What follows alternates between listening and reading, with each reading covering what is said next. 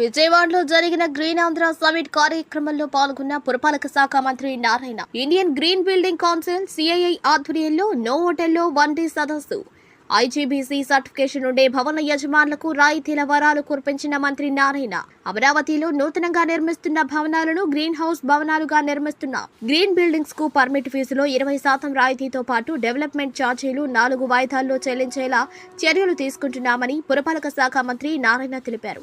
Green house భవనాలకు అధిక ప్రాధాన్యతనివ్వాలనే ఉద్దేశంతో ఎక్కువ రాయితీలు ప్రకటిస్తున్నామన్నారు. ఐజీబీసీ ఇచ్చే సర్టిఫికేషన్ ఆధారంగా సిల్వర్ బిల్డింగ్ కు 10%, గోల్డ్ బిల్డింగ్ కు 15%, ప్లాటినం బిల్డింగ్ కు 20% ఇంపాక్ట్ ఫీజులో డిస్కౌంట్ ఇవ్వడం జరుగుతుందని అన్నారు. సీఎం చంద్రబాబు గ్రీన్ ఎనర్జీ అభివృద్ధికి ఎంతో కృషి చేస్తున్నారని తెలిపారు. ఏపీని డంపింగ్ యార్డ్ రహిత రాష్ట్రంగా మార్చేందుకు అన్ని ప్రయత్నాలు ప్రభుత్వం వైపు నుండి చేస్తున్నామని ఆయన వివరించారు. విజయసాయి గారికి, అమరావతి చాప్టర్స్ కో చైర్మన్ ఐజీబీసీ సాయి చైతన్య గారికి, క్రీడా AP general secretary Dasu Rambabu గారికి, ఈ యొక్క కార్యక్రమాన్ని ఏర్పాటు చేసిన CII IGBC green Andhra summit 2025 ఏర్పాటు చేసిన ఈ యొక్క ప్రముఖులందరూ నేను ప్రత్యేకంగా అభినందిస్తున్నాను. ఈరోజు ఈ యొక్క గ్రీన్ బిల్డింగ్ కాన్సెప్ట్ మీద మీరందరూ అనేక మంది వక్తలు అనేక విషయాలు చాలా డీటెయిల్గా చెప్పడం జరిగింది. దీని మీద ఈ మధ్య సింగపూర్ పోయినప్పుడు ఎక్కువగా దీని మీద పరిశీలి చేశాం. ఎందుకంటే సీఎం గారు మా మున్సిపల్ డిపార్ట్మెంట్లో ఏ రివ్యూ జరిగినా, అది డ్రింకింగ్ వాటర్ మీద రివ్యూ జరిగిన, అంటే సీఎం గారు మా మున్సిపల్ డిపార్ట్మెంట్లో ఏ రివ్యూ జరిగినా, అది డ్రింకింగ్ వాటర్ మీద రివ్యూ జరిగిన, లేదా శానిటేషన్ మీద రివ్యూ జరిగిన, అమరావతి మీద రివ్యూ జరిగిన, అంటే బిల్డింగ్ ప్లాన్స్ మీద అప్రూవ్ జరిగిన, రివ్యూ జరిగిన, టిట్కో హౌసెస్ మీద రివ్యూ జరిగిన, దేని మీద జరిగిన ఈ గ్రీన్ బిల్డింగ్ అనే కాన్సెప్ట్ గురించి డిస్కస్ చేయకుండా, మాకు ఇన్స్ట్రక్షన్ ఇవ్వకుండా ప్రతి మీటింగ్లోనూ ఇన్స్ట్రక్షన్ ఇస్తారు. మన సింగపూర్ పోయినప్పుడు దాని మీద త్వరగా స్టడీ చేయమంటే నేనైతే యాక్చువల్గా ఎక్స్ట్రా 2 days నేను దీని మీదే స్టడీ చేయటం జరిగింది. సింగపూర్లో ఎన్పార్క్స్, నేషనల్ పార్క్స్ అనే వాళ్ళ అథారిటీ ఉంది. అథారిటీ వాళ్ళతో కూడా డిస్కస్ చేసాం. అక్కడ అనేక బిల్డింగ్స్ని కూడా స్టడీ చేయటం జరిగింది. ఎందుకంటే ఈరోజు ప్రపంచవ్యాప్తంగా ఈ కాలుష్యం, ఈ సమస్యలన్నీ రోజు రోజుకు పెరిగిపోతున్నాయి. ఇందాకనే సెక్రటరీ గారు చెప్పారు, ఇది ఖచ్చితంగా మస్ట్, అంటే ఇది ఖచ్చితంగా చేయాల్సిందే. ఏదైతే ఈరోజు ఈ కాన్సెప్ట్ మీరు తీసుకొచ్చి దీని మీద చేస్తున్నారు, అది ప్రపంచం మొత్తం చేయాల్సిందే, మన దేశంలో మన రాష్ట్రాల్లో కూడా చేయాల్సిందే. ఖచ్చితంగా దీనికి సంబంధించి ఏదైతే ప్రభుత్వం సపోర్ట్ ఉందో అన్ని విధాలా సపోర్ట్ చేస్తాం. నిన్నే అంటే ఆల్రెడీ మీకున్న ఇన్సెంటివ్స్ తెలుసు. మీకున్న దాంట్లో ఇంతవరకు ఏంటంటే బిల్డింగ్స్ సంబంధించి పర్మిట్ ఫీజులో 20% డిస్కౌంట్ ఉంది. డెవలప్మెంట్ ఛార్జెస్లో 4 వాయిదాలు కట్టుకున్నట్టుగా ఉంది. అదేవిధంగా 3 ఏళ్లలో ఓసీ కానిస్తే స్టాంప్ డ్యూటీలో 20% డిస్కౌంట్ అవి ఉన్నాయి. నిన్నే సెక్రటరీ గారు నేను డిస్కస్ చేసుకొని యాక్చువల్గా నిన్న evening I think 6 o'clock file sign చేసాం. అదేంటంటే సిల్వర్ బిల్డింగ్స్కి ఇంపాక్ట్ ఫీజులో 10%, గోల్డ్ బిల్డింగ్స్ 15%, ప్లాటినం బిల్డింగ్స్కి 20%. అదేవిధంగా రేరా రిజిస్ట్రేషన్ ఫీజ్ ఇవి నేను ఈవినింగ్ యాక్చువల్గా సెక్రటరీ గారు నేను యాక్చువల్గా డిస్కస్ చేసుకొని చేయటం జరిగింది. మీ అందరికీ నేను ఒకటే చెప్తాను, ప్రభుత్వం నుంచి అన్ని విధాలుగా 100% సపోర్ట్ చేస్తాం. ఇది 2001లో స్టార్ట్ చేసినట్టున్నారు. 2001 ఆంధ్రప్రదేశ్లో ఈ యొక్క ప్రోగ్రామ్ని ఇంతవరకు 550 ప్రాజెక్టులు ఐ థింక్ ఏపీలో రిజిస్టర్ అయినట్టున్నాయి. 612 మిలియన్ చదరపు అడుగులని డేటా ఇచ్చారు. నేను ఒకటే ఈరోజు 2014-19లో ఈ శాఖ నేను మంత్రిని, మళ్ళా ఈ యొక్క ప్రభుత్వం 2024-29లో కూడా ఈ శాఖ మళ్ళీ మంత్రిని అయ్యాను. దీంట్లో అనేక రిఫార్మ్స్ యాక్చువల్గా చేసుకుంటూ వస్తున్నాం. టౌన్ ప్లానింగ్లో అనేక రిఫార్మ్స్ యాక్చువల్గా చేయటం జరిగింది, అది అందరికీ తెలిసిందే. ఇంకా కూడా కొన్ని చేయాల్సింది ఉంది. లాస్ట్ క్యాబినెట్లో యాక్చువల్గా కొన్ని చేయదలుచుకుంటే అది నెక్స్ట్ క్యాబినెట్కి టైం లేక పెట్టలేదు, అది నెక్స్ట్ క్యాబినెట్లో పెడుతున్నాం. ముఖ్యమంత్రి గారు ఒకటే చెప్పారు, భారతదేశంలో ఇతర రాష్ట్రాల్లో స్టడీ చేయండి, ఇతర దేశాల డెవలప్ అయిన కంట్రీస్లో స్టడీ చేయండి, వాళ్ళు ఎలా చేస్తున్నారో అవన్నీ స్టడీ చేసి వాటిలన్నింటినీ ఇంప్లిమెంట్ చేయమని.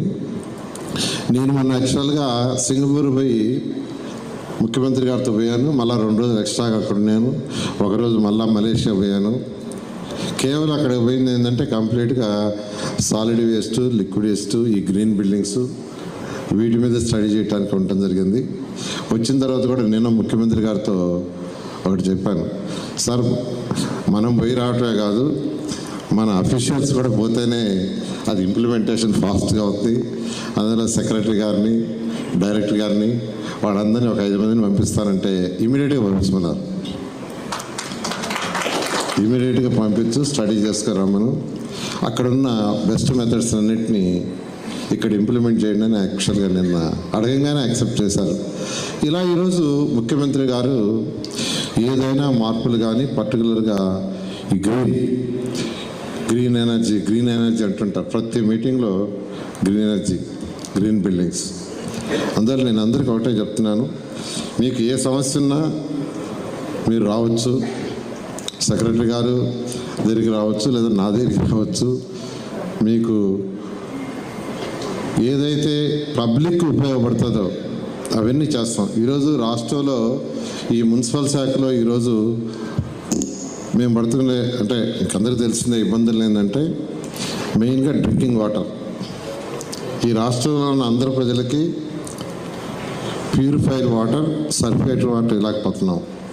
ముఖ్యమంత్రి గారు చాలా క్లియర్గా రాబోయే 3 సంవత్సరాల్లో సర్ఫేస్ వాటర్, బోర్ వాటర్ కాదు, ట్రీటెడ్ వాటర్ ఇవ్వాలా అని ఆదేశిస్తే దాని మీద ఈరోజు అమృత్ స్కీమ్లో వర్కౌట్ చేస్తున్నాం. అది కూడా ఒకసారి నెక్స్ట్ మంత్ టేకప్ అవుద్ది.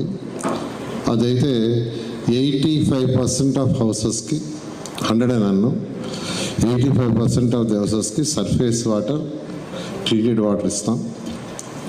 మిగతా 50% కూడా ముఖ్యమంత్రి గారు ప్రాజెక్ట్ వర్కౌట్ చేయమన్నారు, దానికి కూడా వర్కౌట్ చేస్తున్నాం. అదేవిధంగా సాలిడ్ వేస్ట్ మేజర్ సమస్య మీకు అందరికీ తెలిసిందే. 2014-19లో సాలిడ్ వేస్ట్ని డిస్పోజ్ చేయడానికి 10 వేస్ట్ ఎనర్జీ ప్లాంట్స్ మన రాష్ట్రంలో శాంక్షన్ చేసాం. అయితే వాటిలో 2 పూర్తయినాయి, ఎందుకంటే ప్రభుత్వం పోవటం, గత ప్రభుత్వం ఆపేసింది. ఏదైతే అడ్వాన్స్గా ఉన్న 2 పూర్తయినాయి. అయితే మళ్ళీ ఈ ప్రభుత్వం రాగానే మళ్ళీ దాని మీద స్టడీ చేసి మరొక 6 ప్లాంట్లు యాక్చువల్గా శాంక్షన్ చేసాం. ఈరోజు కాకినాడ, రాజమండ్రి మీద ఒకటి, విజయవాడ 2 L1 కూడా అయిపోయినాయి. అదేవిధంగా కర్నూలు అండ్ కడప అది కూడా L1 అయిపోయినాయి. మళ్ళీ తిరుపతిలో ఒకటి, విజయవాడ ఒకటి పెడుతున్నాం. గుంటూరులో పెట్టాం, అది 1400 టన్నులు రోజు డిస్పోజ్ చేస్తుంది. అయితే ఇప్పుడు ఎక్సెస్ అయిపోయింది, అందుకని విజయవాడలో మరొకటి పెడుతున్నాం. ఇవన్నీ పెట్టడం వల్ల ప్రతిరోజు 7,000 టన్నులు ఈ రాష్ట్రంలో మున్సిపాలిటీలో సాలిడ్ వేస్ట్ వస్తుంది. అందులో 6,500 టన్నులు డిస్పోజ్ అయిపోద్ది, ఇంకా డంప్ యార్డ్స్ ఉండవు. బహుశా భారతదేశంలో అంత డిస్పోజ్ చేసే రాష్ట్రం మన రాష్ట్రం అవుతుంది రాబోయే 2 సంవత్సరాల్లో. ఆ విధంగా ఈరోజు సాలిడ్ వేస్ట్, డ్రింకింగ్ వాటర్ చేస్తున్నాం. మరొకటి మోస్ట్ ఇంపార్టెంట్ లిక్విడ్ వేస్ట్, ఏదైతే యూజ్డ్ వాటర్ది మేజర్ సమస్య. డ్రైన్స్ సరిగా లేవు, వర్షాలు వస్తే నీళ్ళన్నీ బ్లాక్ అయిపోతాయి. విజయవాడలో మొన్న వచ్చిన వర్షాలకు యాక్చువల్గా ఒక్కొక్క రోడ్లో 2 అడుగులు 1.5 అడుగు బ్లాక్ అయింది. నేనే స్వయంగా తిరగడం జరిగింది. మొన్న యాక్చువల్గా తిరిగి డ్రైన్స్ అని వైడెన్ చేయమన్నాను. దానికి కూడా ఏంటంటే ఈరోజు ఈ రాష్ట్రంలో ఉన్న అర్బన్ అథారిటీస్కి ప్రత్యేకంగా ఒక అసైన్మెంట్ ఇచ్చాం. అదేంటంటే రాబోయే మూడు సంవత్సరాల్లో డ్రైన్స్ని పూర్తి చేయమన్నాం.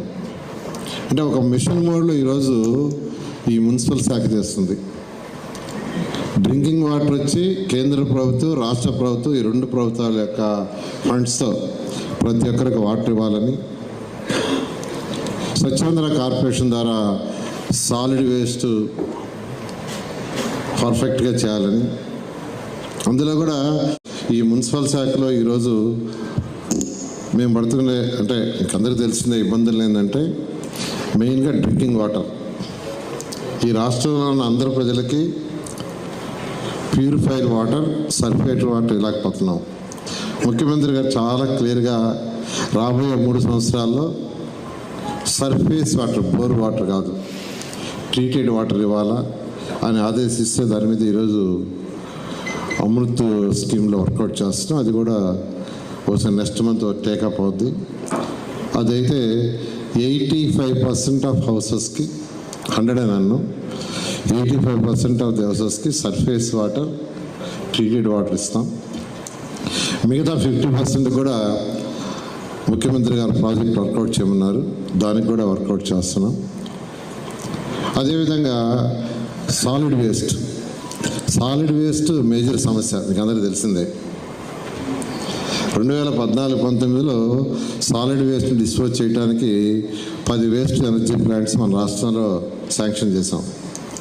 అయితే వాటిలో 2 పూర్తయినాయి. ఎందుకంటే ప్రభుత్వం పోవటం, గత ప్రభుత్వం వాటిని ఆపేసింది. ఏదైతే అడ్వాన్స్గా ఉన్న 2 పూర్తయినాయి.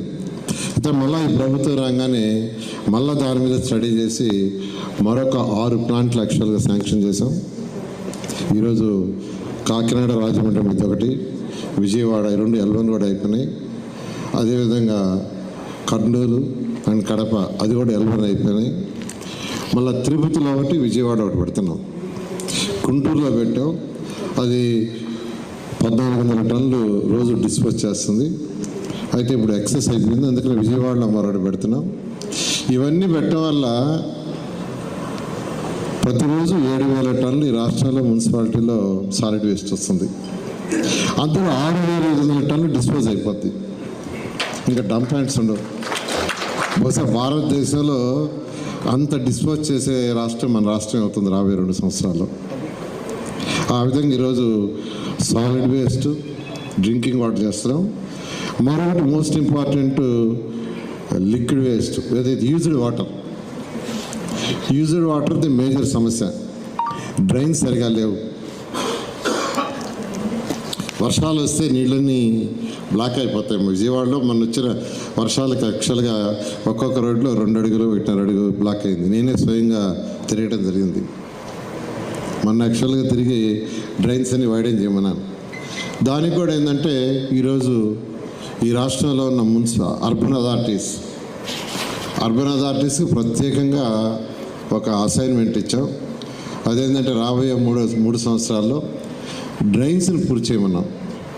అంటే ఒక మిషన్ మోడ్లో ఈరోజు ఈ మున్సిపల్ శాఖ చేస్తుంది. డ్రింకింగ్ వాటర్ వచ్చి కేంద్ర ప్రభుత్వం, రాష్ట్ర ప్రభుత్వం, ఈ 2 ప్రభుత్వాల యొక్క ఫండ్స్తో ప్రతి ఒక్కరికి వాటర్ ఇవ్వాలని, స్వచ్ఛాంధ్ర కార్పొరేషన్ ద్వారా సాలిడ్ వేస్ట్ పర్ఫెక్ట్గా చేయాలని, అందులో కూడా 85 లక్షల టన్నుల లెగసీ ఆగిపోయింది.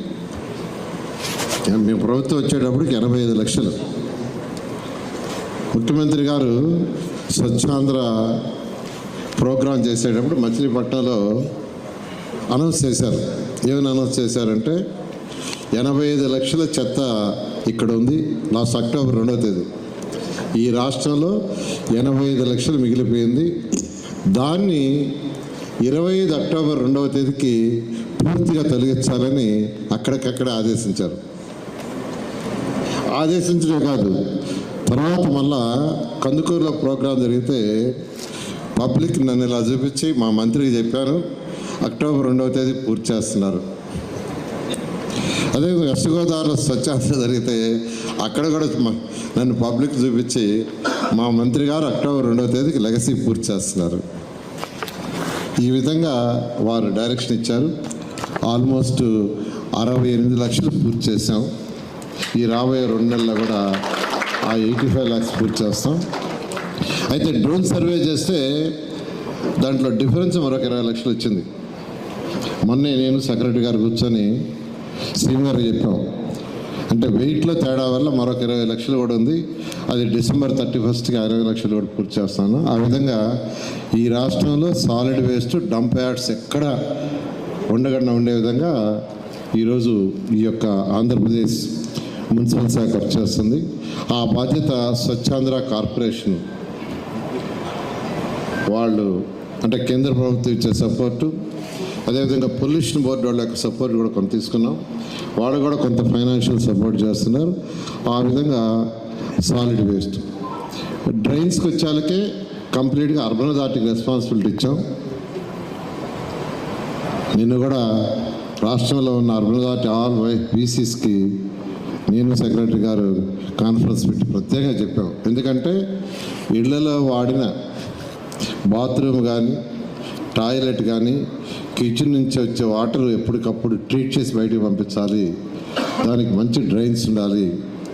ఆ బాధ్యత అర్బన్ అథారిటీస్ ప్రత్యేకంగా తీసుకోవాలని చేశాం. ఈ విధంగా ఈరోజు మున్సిపల్ శాఖ ఈ రాష్ట్రంలో solid waste, liquid waste, drinking water, road లైట్స్ని మున్సిపల్ ఏదైతే లోకల్ బాడీస్ ఉన్నాయో వాళ్ళని రాబోయే 3 సంవత్సరాల్లో పర్ఫెక్ట్గా చేసుకోమని ఆదేశించాం. అంటే ఈరోజు ఖజానా ఖాళీగా ఉంది.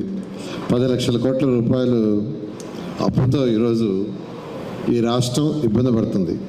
అయితే ఒక పక్క సంక్షేమాలు చేయాల్సిందే, మరొక పక్క అభివృద్ధి చేయాల్సిందే. ఈరోజు ముఖ్యమంత్రి గారు రెండింటినీ 2 కళ్ళుగా చూస్తూ చేస్తుంటే ఫైనాన్స్ అనేది ఇబ్బందిగా ఉంది కాబట్టి ఒక ప్లాన్డ్గా వెల్ ప్లాన్డ్గా చేయాలనే ఉద్దేశంతో ఈరోజు మున్సిపల్ శాఖ solid waste, liquid waste, drinking water, roads, lights, ఎందుకంటే ఇవి ప్రైమరీ మేజర్గా ప్రతి ఒక్క పౌరుడు కోరుకునేది మున్సిపల్ ఏరియాలో ఉండేది బేసిక్ ఇవి. ఆ తర్వాత parks, dividers, convention halls, urban health centres, schools, ఇవన్నీ నెక్స్ట్. సో ఈ విధంగా ఈరోజు రాష్ట్ర ప్రభుత్వం ఖజానా ఖాళీ అయిపోయి ఇబ్బంది పడుతుంటే ముఖ్యమంత్రి గారి యొక్క డైరెక్షన్తో వారు ఇచ్చే సూచనలతో ఈరోజు ఈ రాష్ట్రాన్ని ముందుకు తీసుకుపోతున్నాం. దాంతో ముఖ్యమంత్రి గారు ఈ గ్రీన్ బిల్డింగ్స్కి హై ప్రయారిటీ ఇస్తున్నారు. అమరావతి రాజధానిలో అయితే ప్రతి బిల్డింగు గ్రీన్ బిల్డింగ్ ఉండాలని ఆదేశించారు. ఏ బిల్డింగ్ డిజైన్ తెచ్చిన వాళ్ళు మీరు అప్రూవ్ చేసే ముందు వాళ్ళతో డిస్కస్ చేయండి. పెద్ద పెద్ద కన్స్ట్రక్షన్లు అయితే ముఖ్యమంత్రి గారు తన దగ్గరికి తీస్తారన్నారు, నా దగ్గరికి తీస్తారండి. వాళ్ళ యొక్క డిజైన్స్ అవన్నీ గ్రీన్ బిల్డింగ్స్ కావాలని ఆదేశించారు. ఈరోజు మెట్రో మా యొక్క రామకృష్ణారెడ్డి గారు ఎండి గారు మీతో అగ్రిమెంట్ చేసుకున్నారు.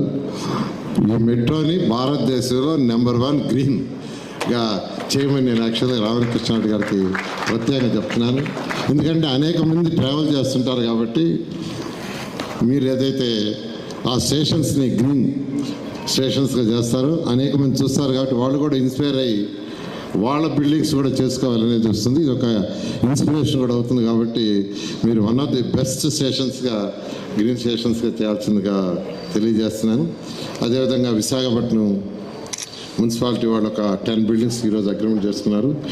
మీరు కూడా వీలైన తొందరలో కంప్లీట్ చేయాల్సిందిగా చేస్తూ నేను మరొకసారి ఈ యొక్క సమ్మిట్ని ఎవరైతే కండక్ట్ చేస్తున్న వాళ్ళందరూ అభినందిస్తూ, మీకు ఏ సమస్య ఉన్నా మీరు 24 hours 365 days మా దగ్గరికి వస్తే మేము చేస్తామని తెలియజేస్తూ మీ అందరి దగ్గర సెలవు తీసుకున్నాం. Thank you.